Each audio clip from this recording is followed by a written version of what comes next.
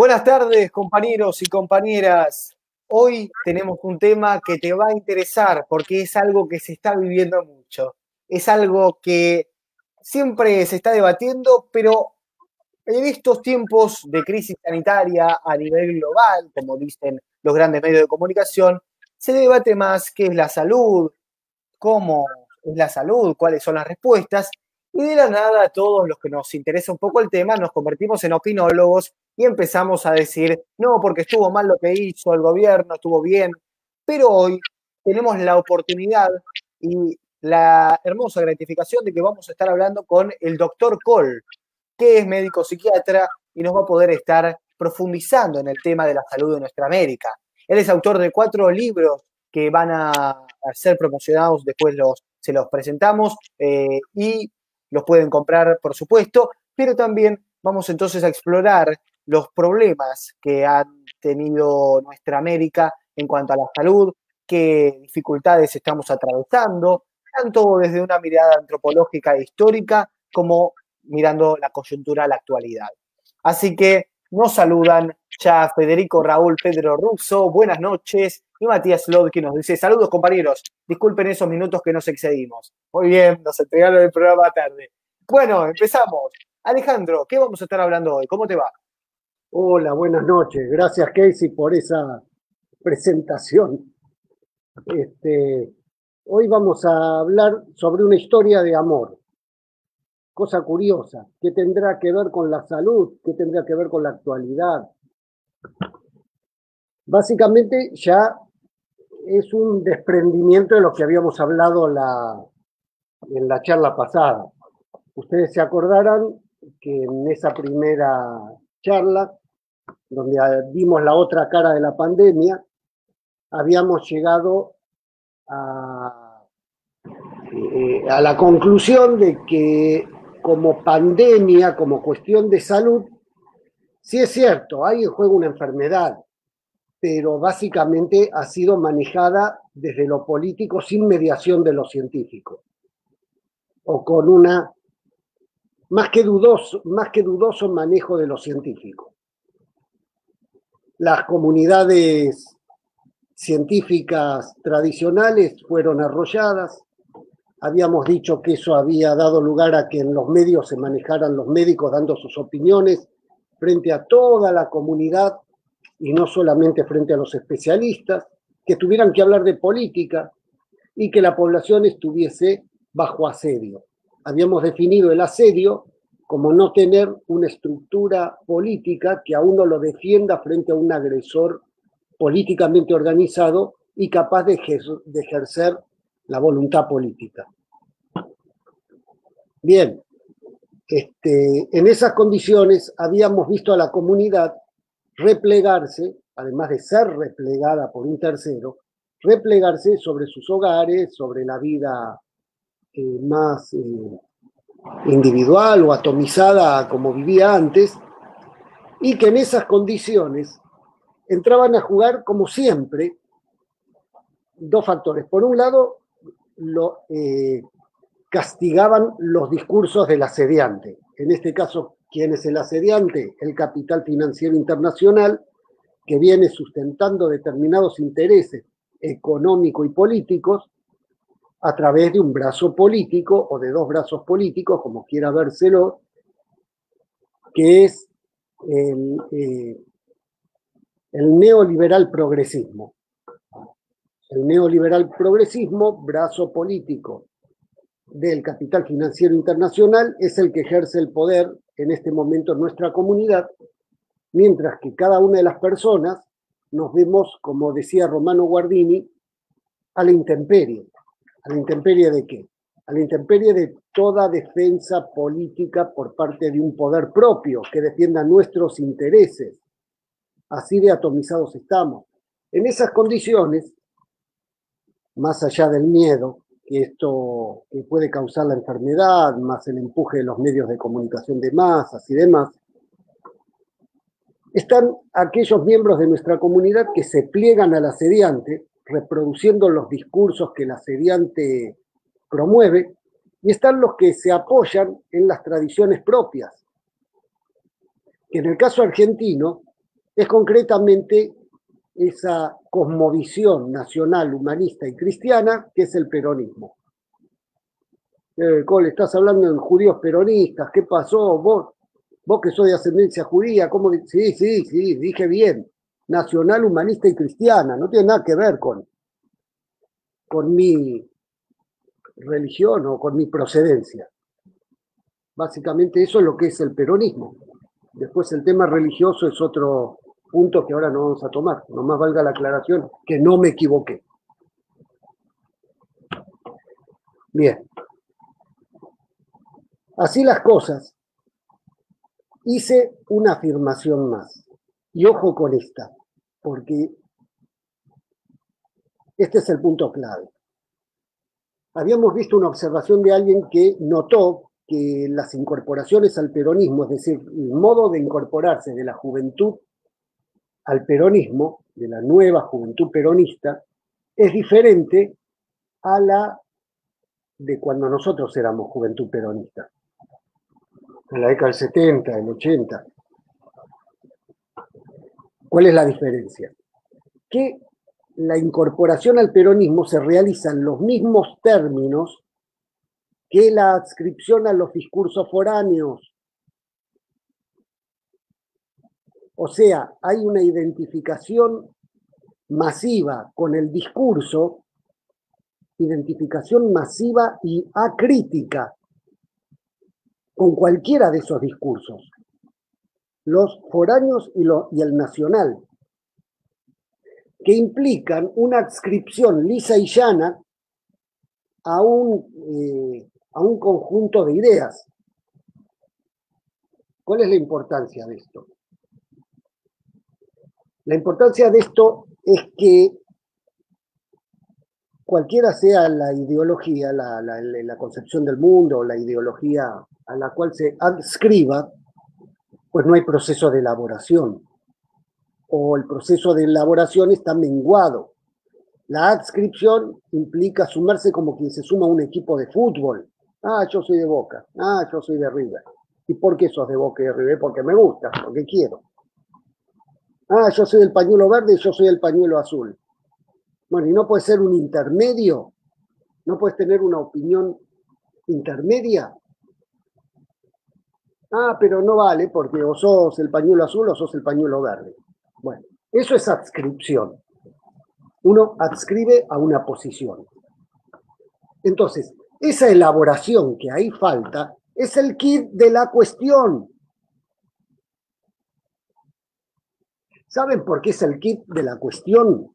Porque justamente la enseñanza familiar y comunitaria, pero partamos de la familiar, se hace en términos de elaboración de las ideas que uno sostiene, de las creencias y de las posiciones que uno adopta en el mundo, que en definitiva se tornan en su identidad personal. Así se construye la personalidad. Una personalidad robusta es una personalidad que, entre otras cosas, tiene una capacidad de elaboración creada en el diálogo con los demás, en la matización de las situaciones, no en la adscripción pura y simple a un orden ideológico, cosmovisional o lo que fuere.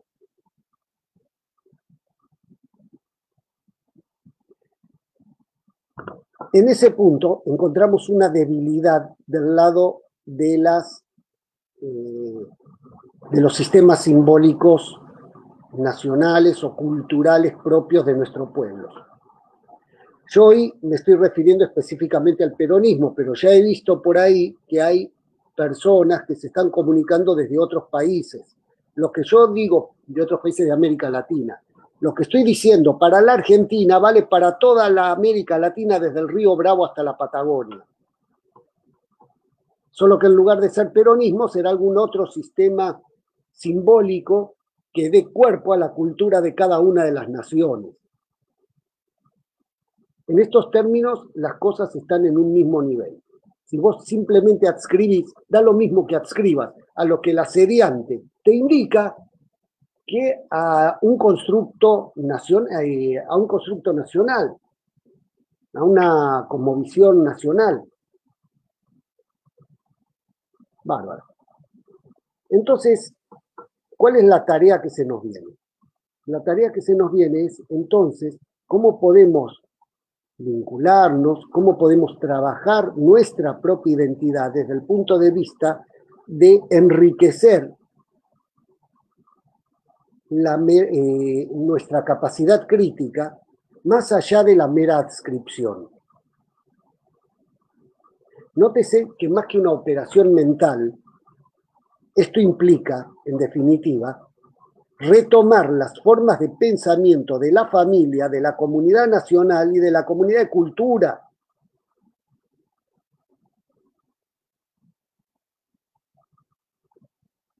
Espero ser claro con esto, con lo que acabo de decir, pero también lo puedo decir en una forma más desafiante. ¿Cómo sería? Sería lo siguiente, que si nosotros partimos la vez pasada de hablar, polemizar, ver qué pasa con la vacuna, qué pasa con la epidemia, si lo que pasa en el Reino Unido y en Alemania es mejor que lo que pasa en Suecia o no, y todo eso, ahí estamos hablando del otro. Después de eso pusimos la pelota del partido en nuestros pies y la empezamos a jugar nosotros. Ahora estamos jugando la pelota. Bueno, ahora hay que jugarla bien.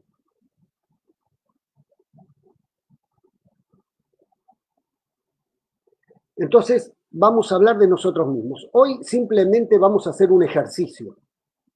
Un simple ejercicio.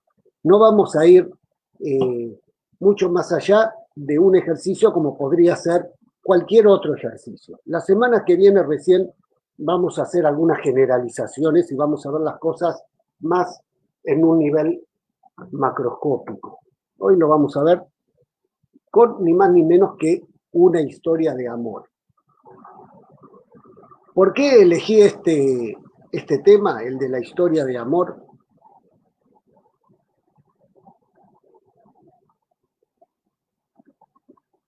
Se viene dando una polémica.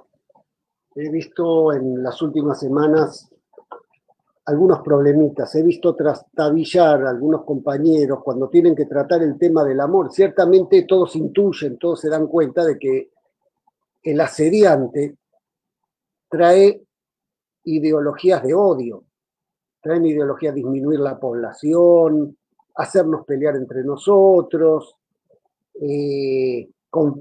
confrontar a través de esas mismas adscripciones contrapuestas, confundir y demás, que tiene todo que ver con un posicionamiento de odio.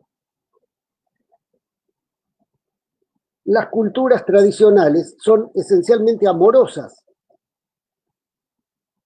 Se basan en el valor del amor y de la paz. Yo antepongo el amor porque cuando hay amor lo más probable es que se llegue a la paz. Entonces, me refiero en particular al amor. Y por otra parte, no es raro de que alguien trastabilla nuestras culturas en las culturas que se han vinculado a la cultura de Occidente o que han surgido como un vástago de la cultura occidental en lo que tiene que ver con las historias de amor. ¿Por qué? Porque resulta que la cultura occidental tiene una gran tara. ¿Cómo que una tara? Sí, todas las culturas tienen sus taras, no se preocupen, no es la única la nuestra. Puedo citarles algunos ejemplos, pero para abreviar no lo hago, a menos que después lo pregunten. En nuestro caso, la cultura occidental tiene la gran tara de que no tiene una cultura de amor paradigmática, una historia de amor paradigmática.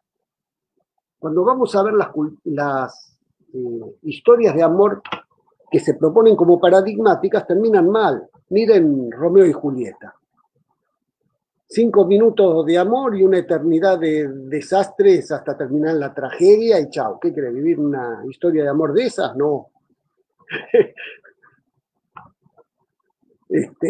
¿Qué otras historias de amor?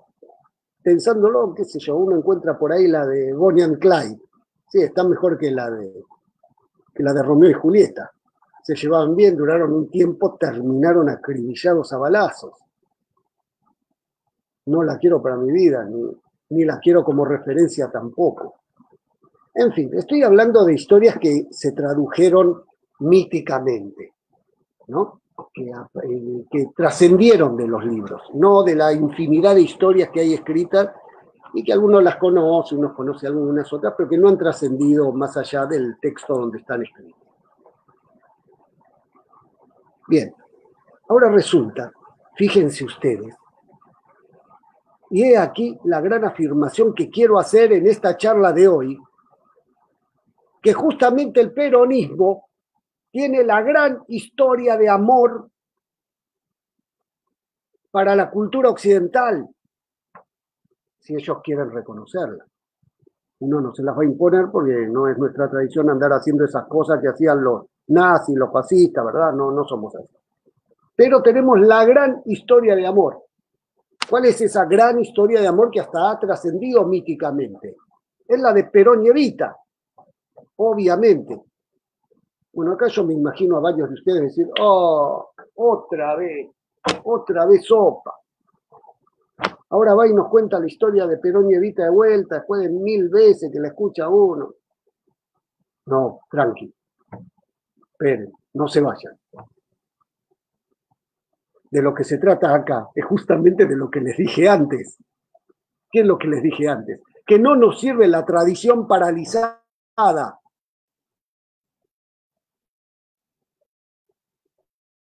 Una tradición que no se renueva y que va a ser encontrada por los arqueólogos algún día, porque no les quede la menor duda, nos van a pasar por encima. En cambio, una tradición viva es una tradición que se renueva.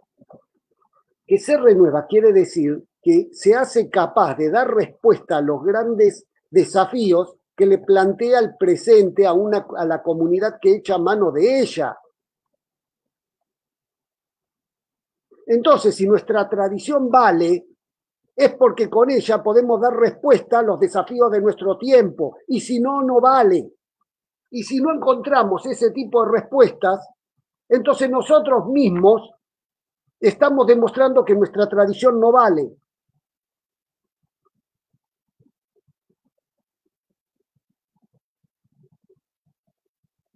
¿Y yo qué quiero hacer acá? ¿Quiero venir a renovar la tradición peronista? Yo, un tipo individual, sentado en su casa y hablando por un medio. No, hay una metodología. O sea, yo lo que voy a traer acá va a ser tratar de reordenar nuevamente esa historia, haciendo yo personalmente un ejercicio de elaboración que pretende ser ejemplo de cómo cualquiera de ustedes, no solo hablando en una cámara, sino en el medio familiar, hablando con los amigos, con las personas que uno tenga a mano, puede ir generando posiciones que no necesariamente consista en legitimar pasivamente los designios del asediante, ni hacerse cargo de la tradición como de una tradición muerta.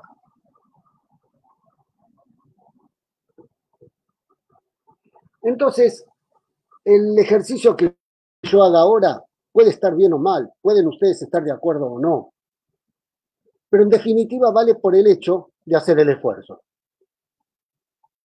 Bien, punto hasta acá antes de empezar. Casey, hola, ¿algo que decir? No.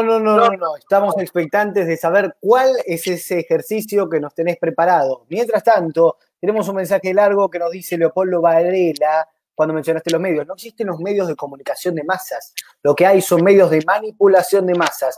Para que exista comunicación debe haber intercambio de los roles de emisor y receptor. Efectivamente, nos siguen saludando y nos siguen dejando preguntas. Gracias, compañeros. Siga, Alejandro. Sí, Leopoldo, estoy de acuerdo con esa afirmación.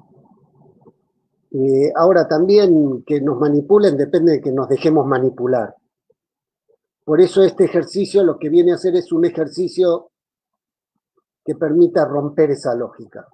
Porque lo que el medio hace como manipulación, el receptor lo reproduce como adscripción, que les decía antes.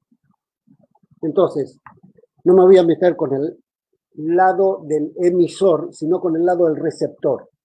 ¿Cómo podemos hacer para romper esa lógica y volver a la lógica tradicional, que es la lógica familiar, la del diálogo, la que nos enseñaron en nuestras casas? La lógica que permitió que mucho o poco, por lo menos, elaboráramos algo. Y en definitiva que estemos acá y no viendo Netflix. No solo eso, pero bueno. Bueno, pero vayamos a amor. Bueno, como todos ustedes recordarán, Perón y Evita se conocieron en el 44, mientras se hacían todas las recaudaciones para el terremoto de San Juan, en un acto en el Luna Park, ahí se encontraron, pero para ese momento Evita traía ya una carga. Actriz de radio, de cine, cosas, venía del interior y los estigmas se habían comenzado a verter sobre ella. Era la chirusa, era la que viene del interior, no era cabecita negra en esos términos porque no daba el perfil, pero bueno. Y a medida que fue avanzando dentro de su, ¿cómo se llama?, de su derrotero, cada vez los estigmas se fueron incrementando más. Cristalizaron todos esos estigmas en la concepción de Evita como PUTA. Lo digo así para evitar que el algoritmo corte el programa. Vamos a decirle P, para hacerlo más fácil. Que cristalizara como P. Resulta que Evita era la advenediza que se situó al lado del general, del coronel. Ustedes ya saben por qué medios que usan las chirusas P del interior, y bueno, fue generando cayendo sobre ella esa estructura simbólica. ¿Por qué digo estructura simbólica? Porque si uno dice la palabra prostituta, está mencionando un rol social. Cuando uno dice la palabra P, está hablando de un símbolo. ¿Qué es un símbolo? Es una estructura de significación suficientemente ambigua para albergar significados diferentes, muchas veces confusos, y que dejan las cosas indeterminadas. Cuando uno hace referencia a una mujer diciendo que es una P, pues no se sabe mucho qué está queriendo decir. Puede ser que se esté refiriendo como prostituta, puede ser que esté queriendo decir esta es la que me dejó por otro, esta es la que no me dio bola, esta es con la que no puedo, y toda la infinidad de posibilidades que ustedes quieran, no puedan imaginar de qué querrá decir la P. Bien, claro, esto era, como yo les decía antes, era en ese momento la expresión del odio. Lo que pasa es que con esta expresión del odio, lo que logró la mitad de la población que sustentaba este mito era empezar a dar forma a la dimensión terrenal del símbolo de la mujer. ¿Qué quiere decir esto? Que si después hubiese llegado el momento en que Evita se convirtiera en santa sin tener ese costado mundano a sus cuestas, me refiero a Evita como símbolo, ¿verdad? O sea, de un símbolo con dos costados, un costado mundano y un costado celestial, porque Evita también fue santa posteriormente. Pero si hubiera llegado a santa sin pasar primero por P o por cualquier otro símbolo que la hiciera terrenal, hubiera dejado de ser una mujer. Estaría en el mismo nivel que, qué sé yo, la Virgen María o que alguna santa pura, ¿verdad? Y no. Evita finalmente fue y sigue siendo un modelo de mujer, pero coincidiendo las dos vertientes del símbolo. Lo que la eleva, por un lado, algo que la eleva a lo celestial, por otro lado, una significación que la ancla en lo terrenal. De esa manera deviene en mujer. Pero no es solo eso, hay bastante más en el tintero. Llega un segundo momento, que es el octubre del 45. En ese momento, Perón, el coronel que ha logrado en 4 meses hacer unas 400 leyes sociales, siendo que antes, en toda la historia del país, solo se habían promulgado 4, ¿verdad? Está preso. Lo llevaron preso porque los mismos sectores que la designan a Eva Duarte, todavía no es Evita, a Eva Duarte como P, pues han presionado de tal manera que los militares finalmente lo encerraron en Martín García. En ese momento, el 11 de octubre, el coronel le manda a Eva una carta, una esquelita, una carta muy dolida. Martín García, digo para los extranjeros, es una cárcel que está en una isla, estaba en una isla, acá en medio del Río de la Plata, en un territorio que se disputaba en ese entonces entre Uruguay y Argentina, y que después el mismo Perón resolvió en el 74. Pero fueron varios presidentes a parar ahí. 3. La carta del coronel a Eva finaliza diciendo: hoy he escrito a Farrell, el presidente, pidiéndole que me acelere el retiro. En cuanto salgo nos casamos y nos iremos a cualquier parte a vivir tranquilos. Un perdedor. Más o menos está diciendo, si de esta salvo la vida me doy por conforme. Imagínenselo. Perón y Eva metidos en la Patagonia, en una casita donde nadie los vea, cuidando ovejas, retirados de la política sin que nadie sepa de ellos.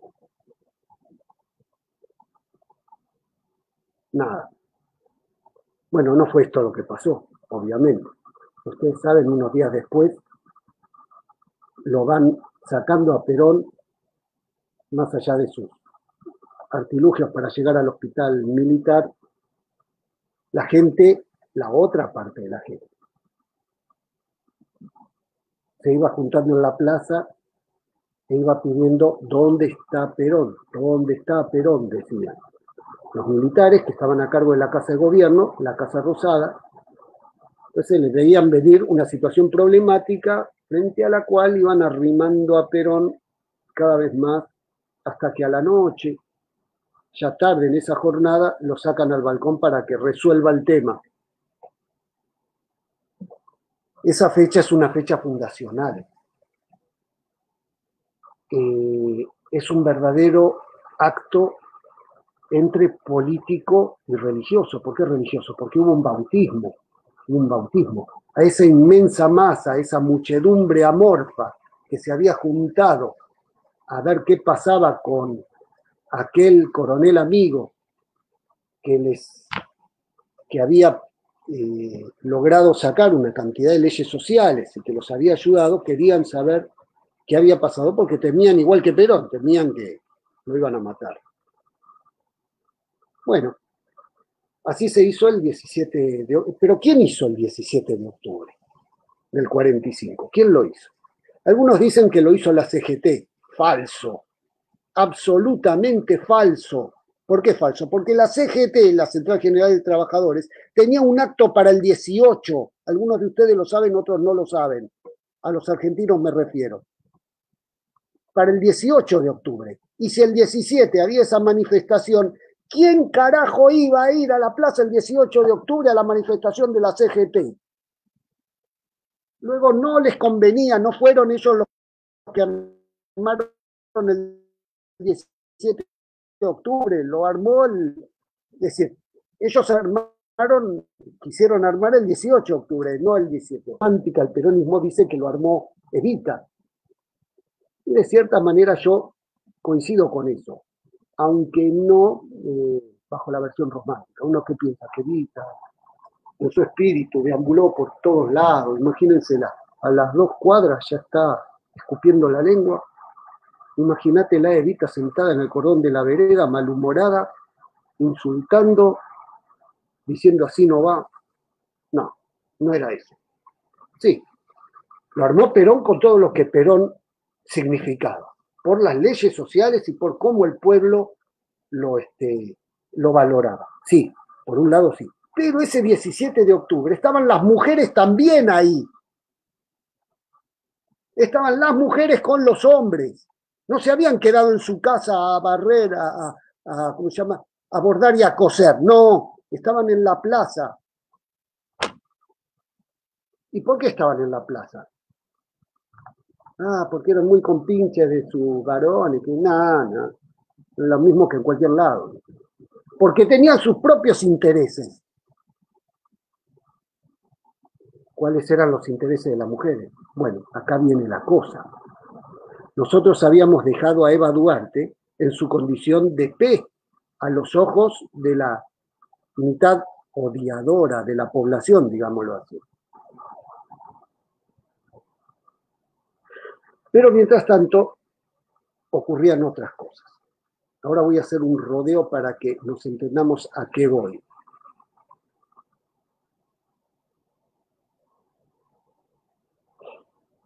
La Revolución del 43, de la cual participó Perón, el golpe de Estado preventivo que permitió mantener la línea de conducta del gobierno argentino durante la Guerra Mundial, que había llevado adelante ya el gobierno del presidente Castillo, y que frente a las elecciones que iba a haber, había un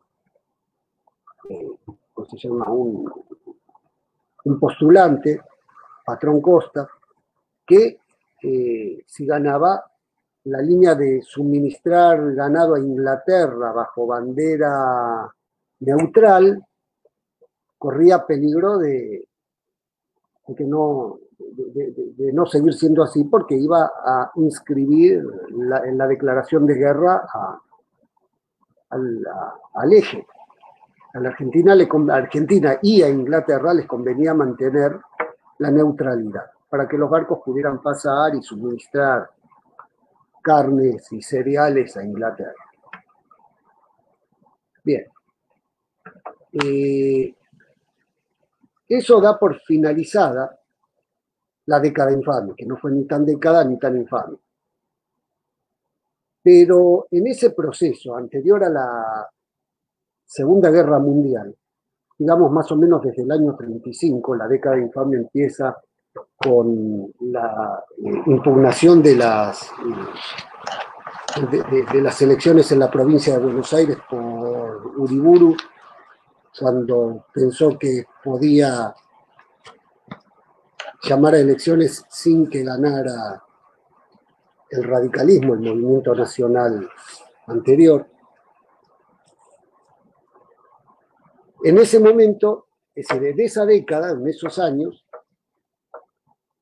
lo que sucede es que se produce una gran migración interna. Los Estados Unidos no pueden suministrar los insumos que hasta entonces nos enviaba, y surge un dicho acá en la Argentina que sigue siendo, de vez en cuando se escucha, que es: lo atamos con alambre. Claro, se te rompió una silla, no tenías tornillo, porque no venía importado. ¿Qué hacías? Lo atamos con alambre. Y todo era lo atamos con alambre. Claro, en esas circunstancias, en el conurbano se empiezan a generar talleres de metales, se empieza a hacer el proceso de sustitución de importaciones, y esto produce más vacantes, más trabajo, y la gente empieza a migrar desde el interior para ocupar esas vacantes. Cuando llega a la ciudad de Buenos Aires, estas personas van, ¿a dónde van a vivir? Siempre van, por lo general, van a la casa de alguna mujer que ya está instalada, de la provincia de la cual ellos provienen, digamos la tía, no necesariamente una tía, pero llamémosle la casa de la tía. Bueno, van a la casa de la tía, se instalan un tiempito ahí, mientras consiguen trabajo en algún taller y se hacen unos primeros pesos y después se van a vivir solos o como sea, se quedan en la casa de la tía. La casa de la tía se empieza a convertir en un ámbito social, donde llegan noticias de la provincia, donde los domingos se come un asadito y vienen los que ya están incorporados, los que ya tienen trabajo en la ciudad, y a los nuevos les dicen, mira, vení para acá, andá para allá. También vienen las chicas, uno puede conocer una chica, hacerse una novia, o conocer y saber de otros amigos que han venido antes, en fin, todo un marco social propio de esa migración, la casa de la tía. Claro, también en la casa de la tía van los domingos las chicas que vinieron del interior y que en general trabajan de servicio doméstico ¿con quiénes? Justamente con los odiadores.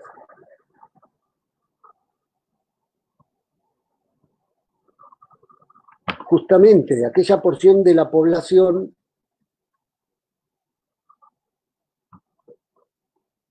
con aquella parte de la población que está en contra del coronel, la que ya está instalada en la ciudad. Bárbaro. Y empieza a circular una historia o una inquietud entre las chicas. Un buen día. ¿Cuál es la inquietud que circula entre las chicas? Pasa lo siguiente. Dice, no, es que nos están tratando de PUTA a nosotras. ¿Por qué? Porque quieren que tengamos sexo con los chicos de la casa. Y eso, sí, así está pasando. Hay una presión muy fuerte, claro. Pensemos qué pasaba. Resulta que en Buenos Aires, para esa época, había 3 burdeles por cada escuela. La sexualidad pasaba entre las chicas correctas que no tenían que tener sexo hasta que se casaran. Y entonces la posibilidad era ir al burdel para los chicos, en fin, para los varones, ir al burdel donde se contagiaban la sífilis, la blenorragia, las enfermedades de transmisión sexual, para las cuales no había antibióticos todavía. Es decir, era una condena al deterioro y a la muerte.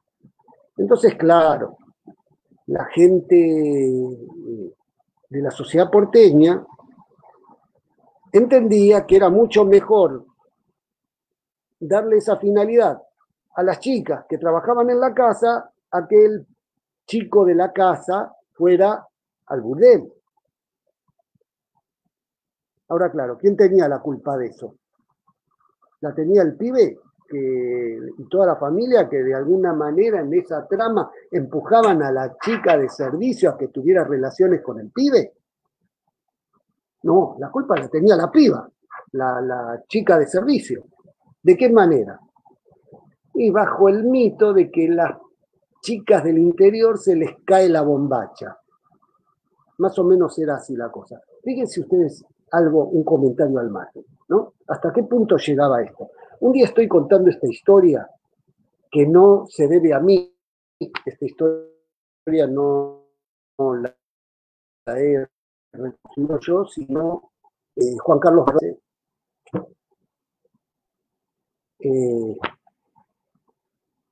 Y una vez reproduciendo yo esta historia ante un grupo, una chica levanta la mano. Me dice, profe, quiero hacer una aclaración.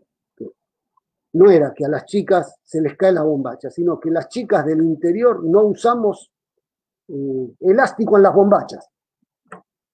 ¿Está bien? ¿Qué querés que te diga? Es más o menos el mismo cuento, sí, no es exactamente igual en todas las circunstancias.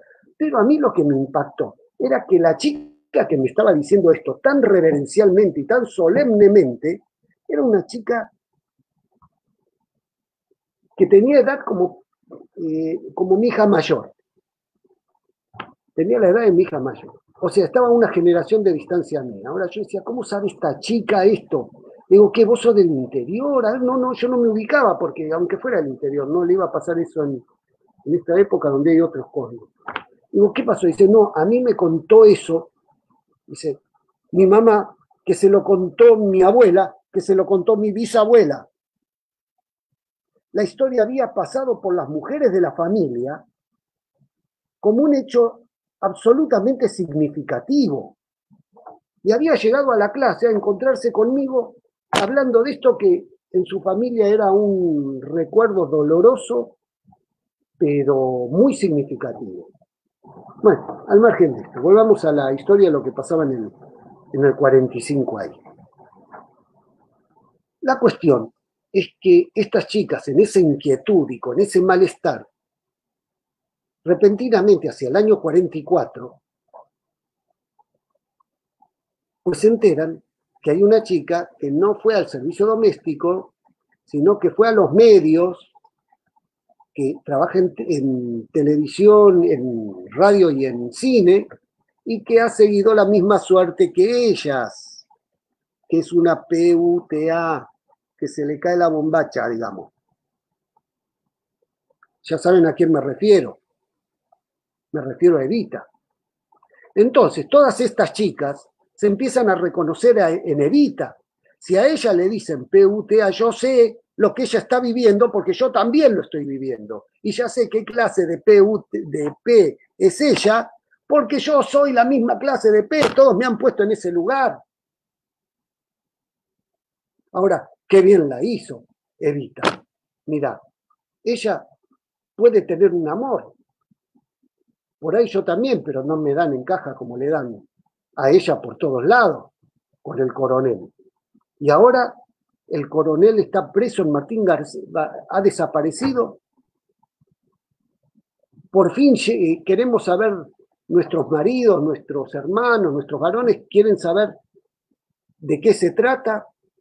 ¿Cómo nos vamos a ir con ellos si Evita es la mujer del coronel? Evita somos nosotras. Obvio que vamos a ir a estar en la plaza para ver qué pasa con Evita. Este es el lado de amor de la historia.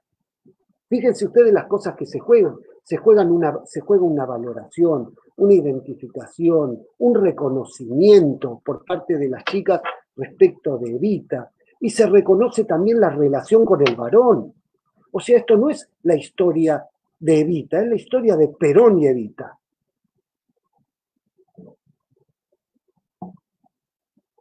Mujeres integradas con sus varones.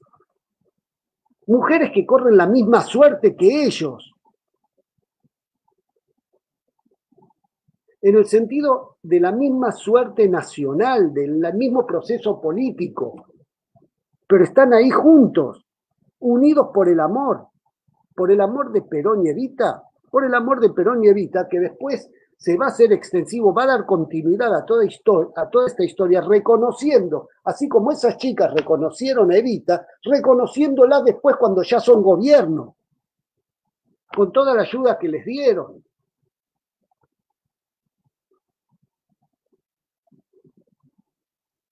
El acto del 17 de octubre es un acto bautismal.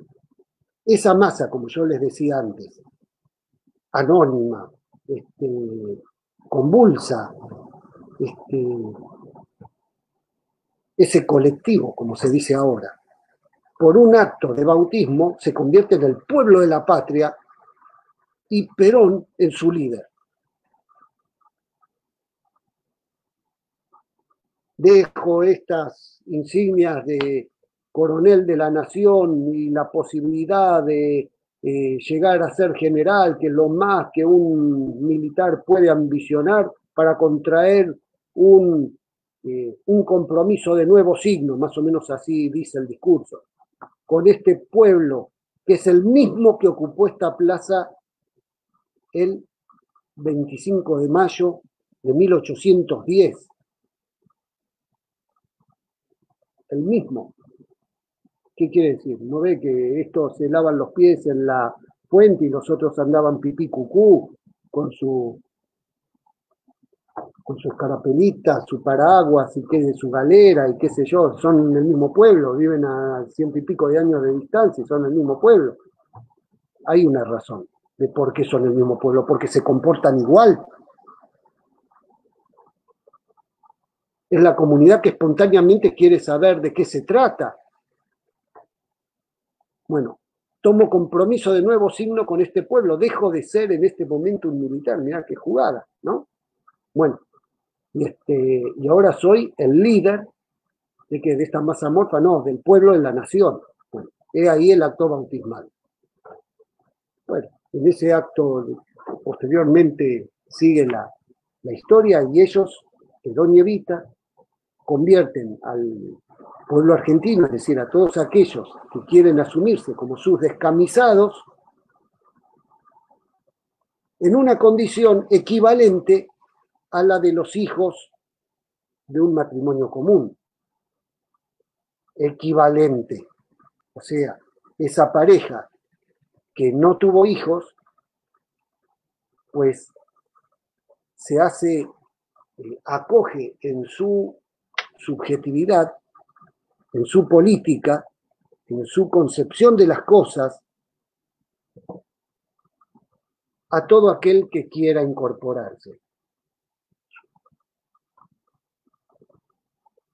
Alguien puede decirme acá, sí, como lo hizo Jesucristo, sí, como lo hizo Jesucristo, pero de una manera terrenal y acotada. O sea, es una reactualización de un mito propio de una cultura. Ellos obran de acuerdo a ese mito, a esa tradición, más allá de lo que pudieran pensar en cuestión religiosa,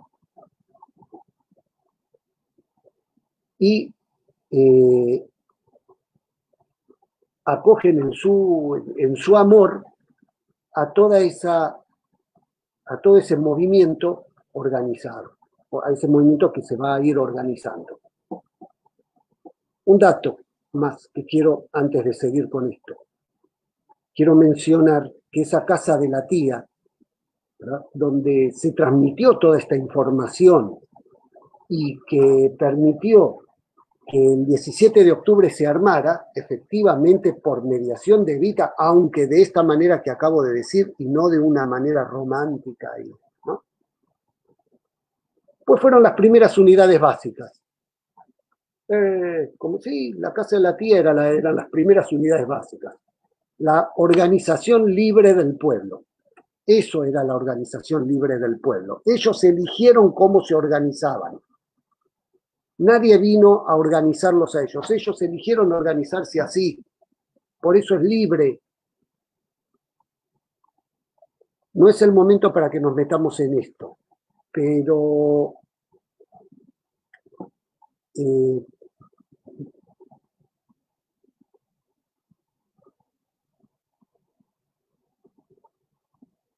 también nos dice Esteban Luchetti, ¿qué pasaba si quedaba embarazada? No se hacía cargo de un muchacho, la largaban en la calle y nos dice, se tapaba o con dinero se la obligaba a volver a su lugar de origen. Y también de ahí que Evita que empieza a defender a la mujer y darle algunos derechos. En realidad no dio derechos, reconoció los derechos, porque los derechos son necesidades. María del Carmen Raggio Paul nos dice, la mejor ayuda fue el derecho a voto para la mujer. Y también recordemos la participación política de la mujer mediante el Partido Peronista Femenino, de lo cual estuvo hablando hoy la conductora del peronismo doctrinario de la Ciudad de Buenos Aires, Pimpi Colombo. Alejandro. Bien. Estoy hablando en el nivel mítico de la cosa, o sea, estoy hablando del corazón del pueblo, no estoy hablando de las formas prácticas que fueron tomando las cosas. Entonces, esto de la organización libre del pueblo que les estoy mencionando es un escollo en la historia del peronismo, en el sentido de que en ningún momento yo no conozco ningún lugar, por ahí es ignorancia mía, pero no encuentro ningún lugar donde Perón trate el tema de qué entiende él por organizaciones libres del pueblo. Entonces uno tiene que ir viendo, bueno, concretamente, Organización Libre del Pueblo en principio fue lo que permitió generar el 17 de octubre del 45, que se fraguó en la casa de las tías, donde se permitió que junto con los hombres que iban a la Plaza de Mayo ese día, pues fueran las mujeres también, reproduciendo de alguna manera el amor de Perón y Evita, sin necesidad de que se expresaran de esta manera. Esto lo hacemos hoy en día, repito, intentando reactualizar la tradición del movimiento nacional. Mi versión. Por lo que yo tomo de los compañeros que me lo enseñaron, en particular de Juan Bardonecchi. Bien. No voy a entrar en el tema de las organizaciones libres del pueblo hoy, que por lo que estoy viendo en lo que se va viendo en los medios causa bastante confusión. Y se ha llegado a decir cualquier cosa, pero Organización Libre del Pueblo en principio es eso, es las formas libres en que se organiza la población para acompañar un determinado proyecto político, que surge de lo que los intelectuales formulan, lo que el pueblo quiere, que quiere y expresa cómo, a los saltitos y haciendo teatro por medio de sus organizaciones. Lo que el pueblo quiere y lo que resulta posible realizar, según eso sí, lo expresa Perón en el modelo argentino de proyecto nacional, obra muy posterior a esto, es más, póstumo. Bien, volvamos a la historia de amor. Bárbaro, se hizo el 17 de octubre, después ganaron las elecciones, empezaron a comportarse de esta manera de acoger en su política amorosamente a dar inclusión a todo aquel que quisiera participar. ¿Hasta qué punto llegó esto? Y esa historia de amor llegó hasta tal punto que aún muertos los protagonistas, esa historia de amor sigue. ¿Por qué? Porque sigue habiendo generaciones que buscan incorporarse en ella.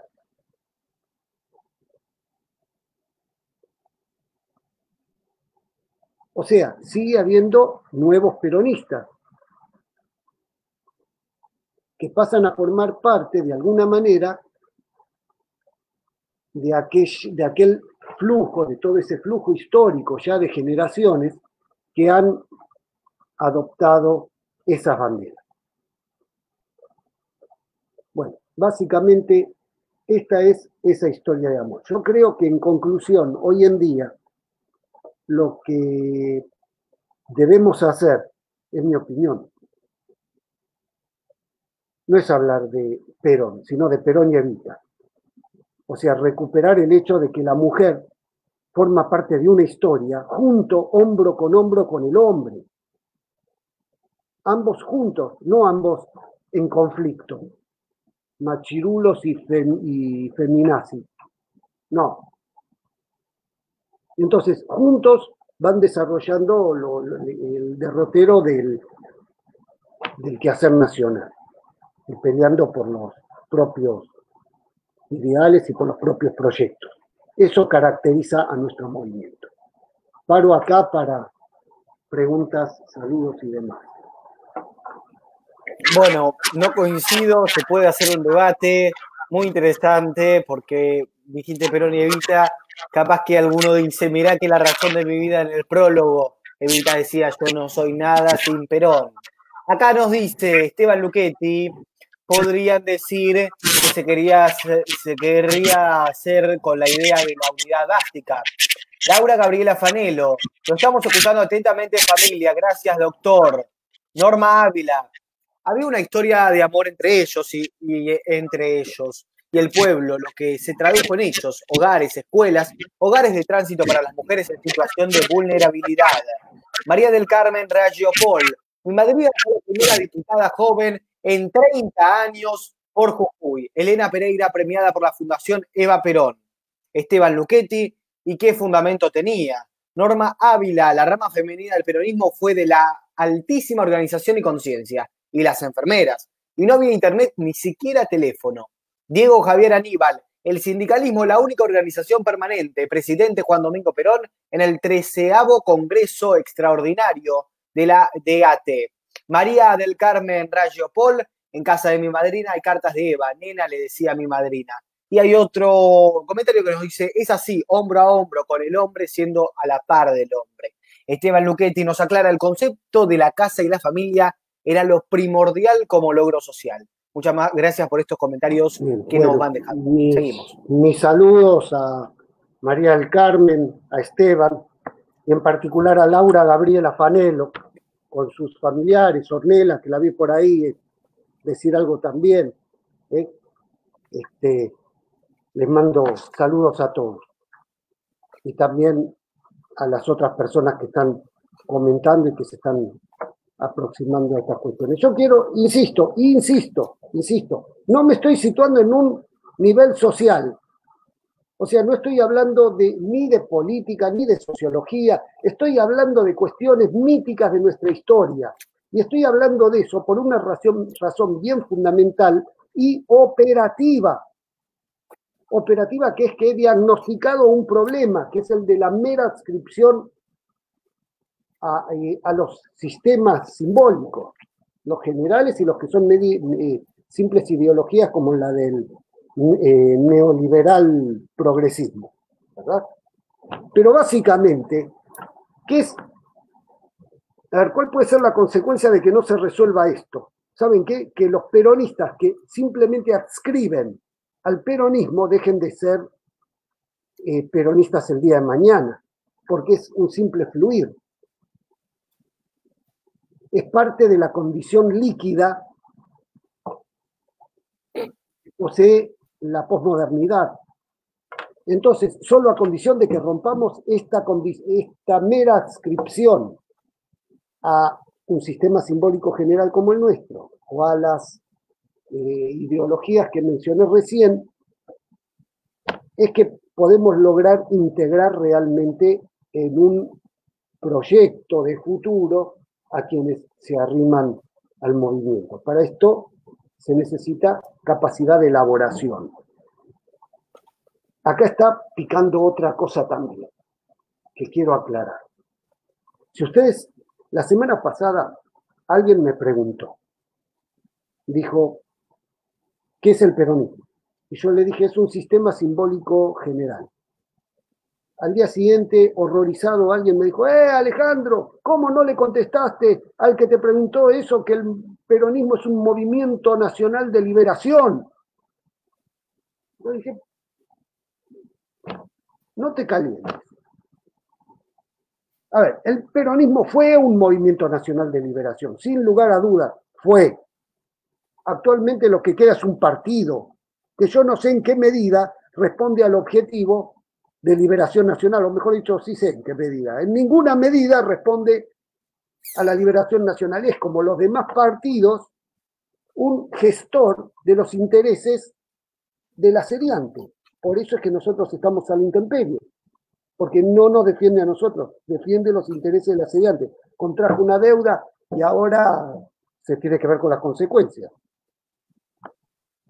Soros le prestó la plata y ahora hace lo que Soros dice, ¿no? Bueno, entonces no es lo que nosotros decimos.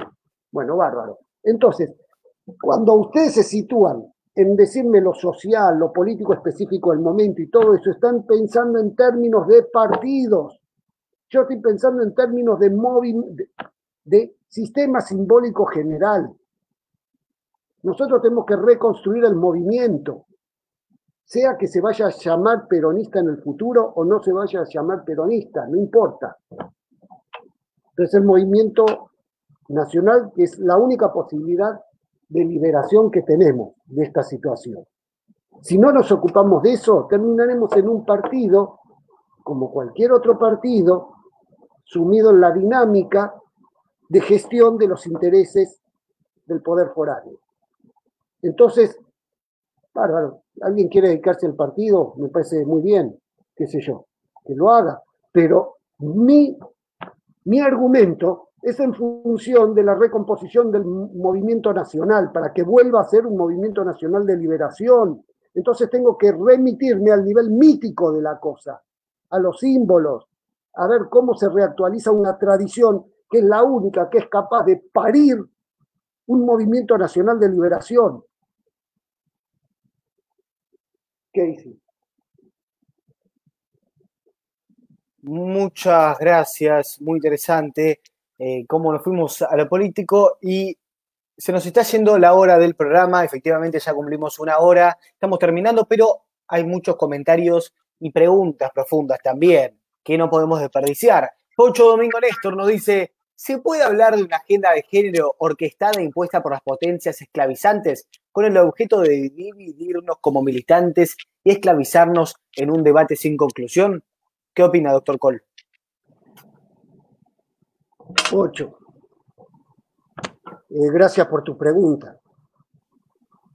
Vos fijate una cosa, que yo había intentado establecer la semana pasada como forma de entendernos en la metodología que vamos a utilizar, que es tratar de jugar la pelota en nuestros pies, no dejarle la pelota al contrincante. Entonces lo que vos decís es propio de analista, puede ser que sea así, yo no me ocupo demasiado de eso, o sea, de cómo juega la pelota el enemigo, sino me preocupa mucho más cómo jugamos nosotros con la pelota. Claro, uno tiene que saber cómo juega el enemigo para poder dar un partido acorde a la situación, pero es que sobre eso abundan los medios.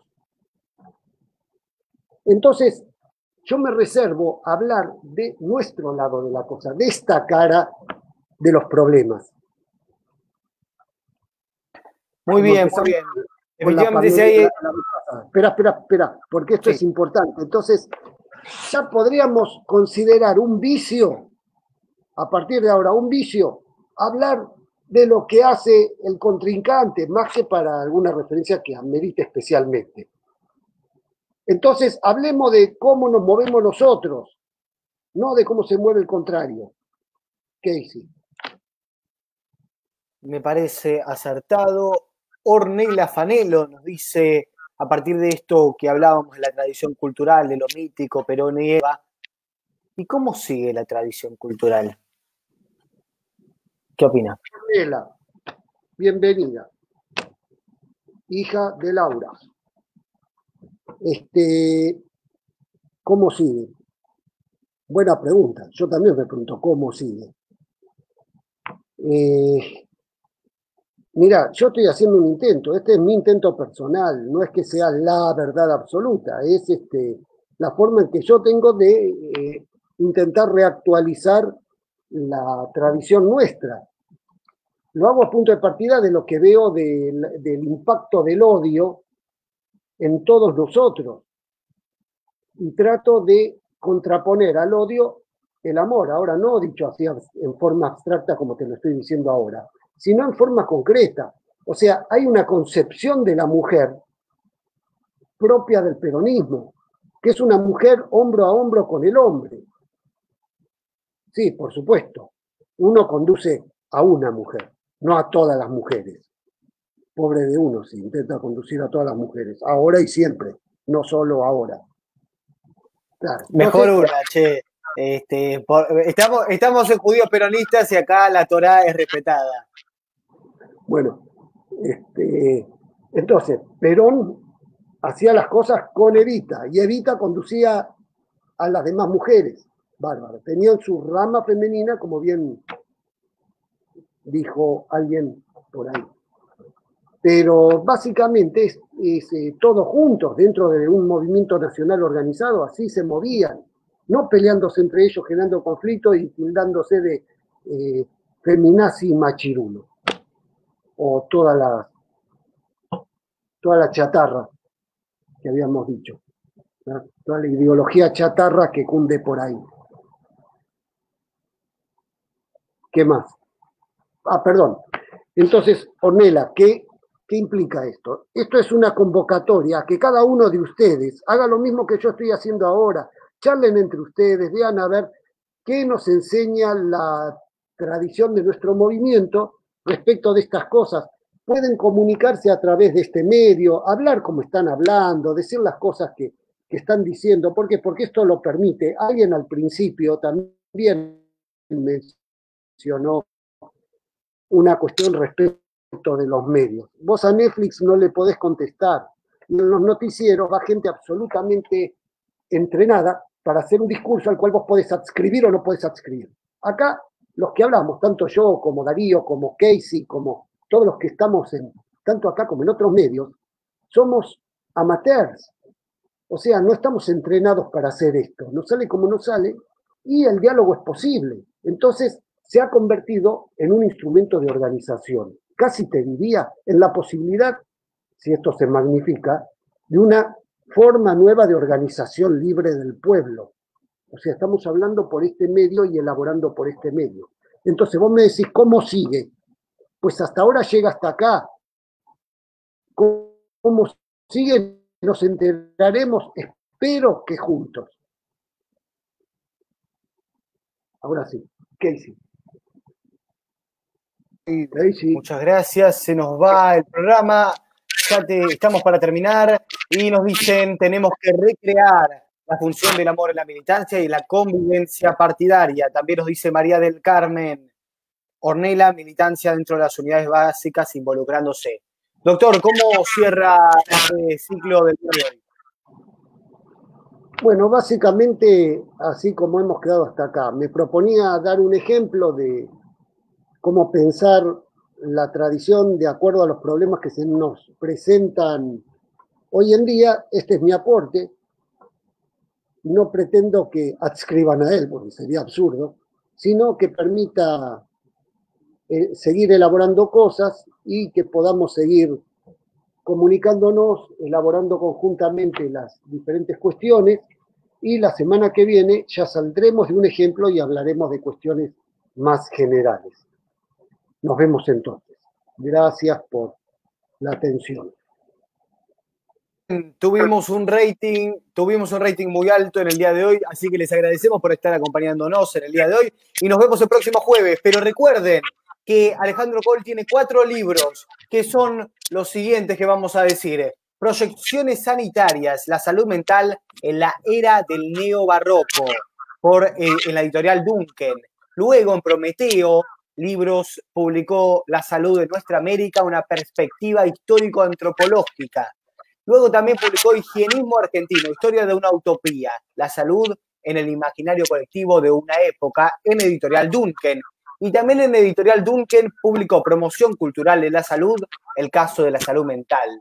Así que pueden comprarlos esos libros, pueden buscarlos y va a ser un honor que nos estén acompañando el próximo jueves 21:30. Los esperamos. Abrazo para todos.